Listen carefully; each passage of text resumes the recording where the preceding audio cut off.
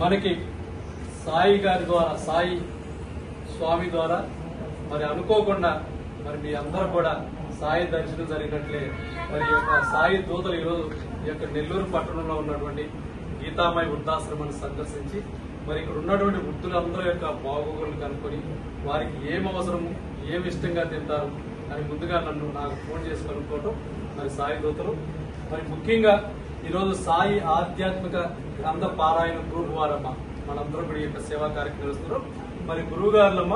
పురుషోత్తం శర్మ గారు, లలితాదిత్య గారు మరి ఈ రోజు యొక్క సేవా కార్యక్రమం నిర్వహిస్తున్నటువంటి వారి యొక్క కుమారుడు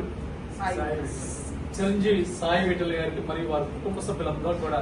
మన గీతామయ వృద్ధులు మరి బాలభవన్ తరఫున ప్రత్యేక ధన్యవాదాలు. మరి వారికి, వారి గ్రూప్ సభ్యులకి, సాయి పారాయణం చేసినటువంటి సభ్యులందరూ కూడా ఆ యొక్క సాయినాథ ఆశీస్సులు ఎల్లవేళ ఉండాలని, మరి అదేవిధంగా ఈ యొక్క తల్లులందరూ ఆశీస్సులు కూడా వారి కుటుంబ సభ్యులకి, వారికి అందరూ కూడా ఉండాలని మరి మీరందరూ కూడా ప్రతిరోజు ఆ సాయినాథుని స్మరించుకుంటూ మీ యొక్క జీవనాన్ని కొనసాగించాలని మరి ఈ యొక్క సాయి భక్తులు మన ఆశ్రమాన్ని సందర్శించి మీ అందరూ కూడా మంచి పౌష్టికంగా ఉన్నటువంటి ఆహారాన్ని ఇవ్వడం జరిగిందమ్మా. మీరందరూ కూడా వాటిని ఆరగించి మీకు అందించినటువంటి మన సాయి దూతలందరూ కూడా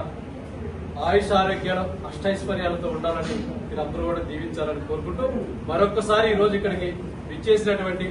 మన పురుషోత్తం శర్మ గారు, లలితాదిత్య గారు, అదేవిధంగా సాయి విఠల్ గారి ద్వారా ఇక్కడికి వచ్చేసినటువంటి సాయి దూతలు మరి చక్కగా మీ అందరూ కూడా ఈ యొక్క పలహారాలన్నీ కూడా అందించడం జరిగింది. వారికి, వారి కుటుంబ సభ్యులందరూ కూడా గీతామయ వృద్ధాశ్రమం తరఫున ధన్యవాదాలు తెలియజేస్తూ మరి యొక్క సేవా కార్యక్రమం చేస్తున్నటువంటి వారందరూ కూడా మరొకసారి గీతామయ వృద్ధాశ్రమం బాలభవన్ తరఫున ప్రత్యేక ధన్యవాదాలు తెలియజేస్తున్నాం.